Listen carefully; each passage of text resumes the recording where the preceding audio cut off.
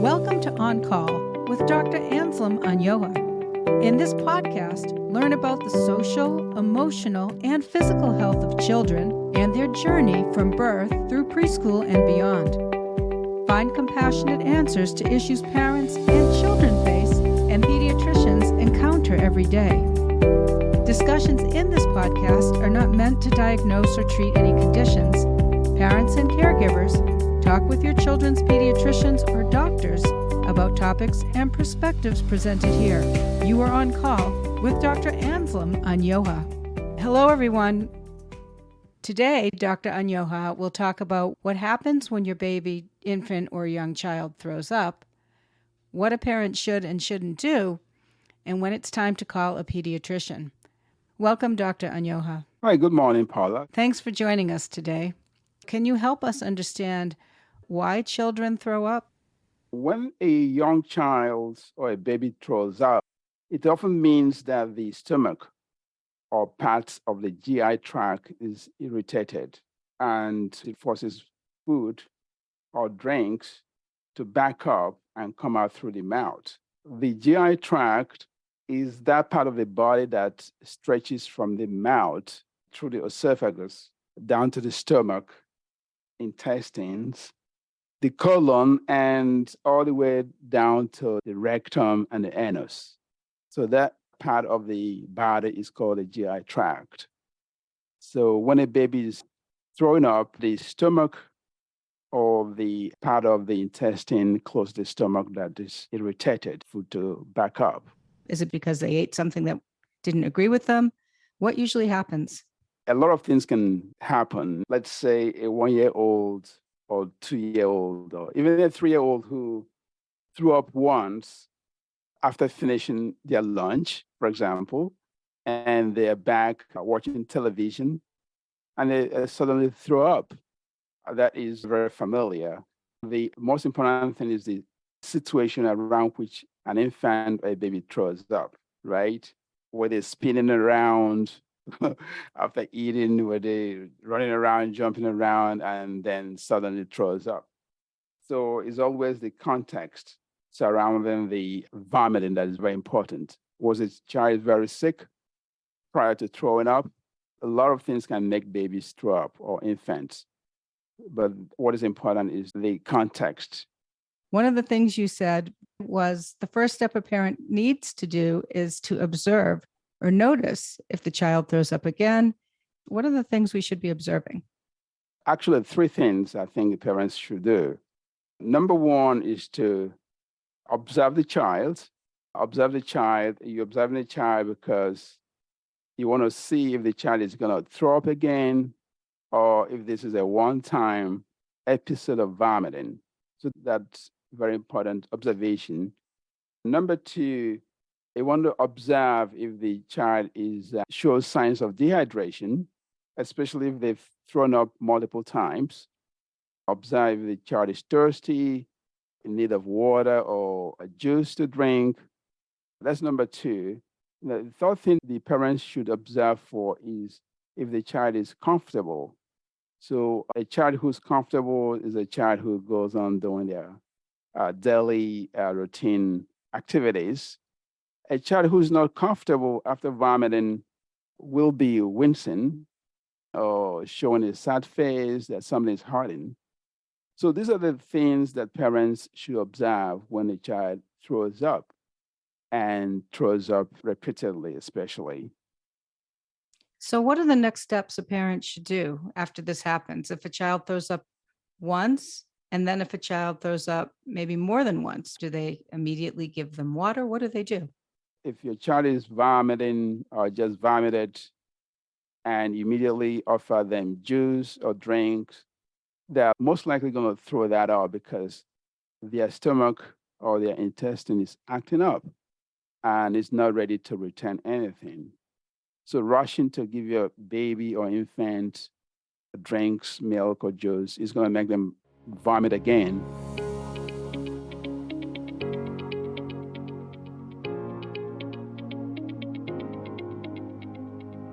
If your child throws up once or if your baby throws up once, you have to observe, you have to come close and I observe the baby, observing whether the baby is going to throw up again, or whether the baby is thirsty and looking for drinks, or whether the baby or infant or child is comfortable. For example, if they throw up the second time, of course, your observation becomes keener, right? You want to, pick up the child and start asking, what's going on here? So your observation becomes very, very close. Let's say a child is vomiting, or a child has vomited once, and you determine that they're thirsty and they're asking for drinks. You could offer a small amount of fluid, like a juice or water, and wait for 5 minutes and offer another small amount of juice or fluid. It's actually better to offer sips of water. Since the stomach is very irritated, if you offer a large amount, the baby is going to bring it up again. And I usually advise parents to wait for 5 minutes between offering fluid or drink, and to make sure the baby retains those fluid or drink, then you offer more. It's better to offer a small amount of fluids and drinks than for a large amount and the baby throws it up. It becomes a problem when a child is repeatedly vomiting and throwing up and not keeping the sips down. That becomes a problem. If a child throws up the third time, that would be a good time to give the pediatrician a call the office and ask to speak to the doctor, and go from there. The doctors will ask you a couple of questions and determine whether to see the child in the office or offer you more advice on what to do.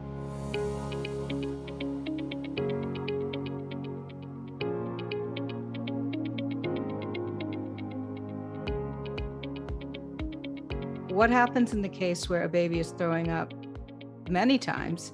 Is there a chance of them getting dehydrated? And how do parents know that's happening? Infants and young children have low reserve of water and fluid in their body. So they can easily get dehydrated if they've thrown up so many times without replacing the fluid. They can get dehydrated. So a kid who's getting dehydrated might be very thirsty and restless, and they might not be voiding as they used to be, and they're not active as they used to be, and their heart might be racing. So that's when you begin to think that this child might be getting dehydrated. Kids are very playful. So a kid who's laying around not playing will worry me, should worry parents too. And observing kids to see if they're dehydrated, keep one eye on the child and see what the activity level is, what their pain level is, to see if they're just laying around on the bed, in the couch, and if they're repeatedly wincing or in pain.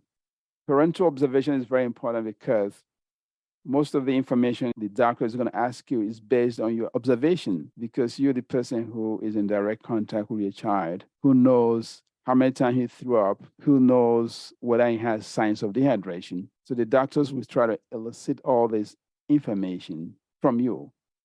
But more importantly, the context under which this child threw up. Was the child eating and then threw up? Or has it been hours after food the child threw up? Was the child coughing?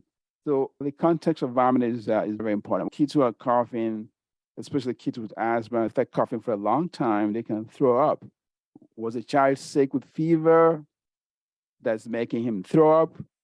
Did the child run into a wall, hurt their head, a minor head trauma? So the context is very important, and that's what the parents provided the pediatrician for a proper diagnosis and management.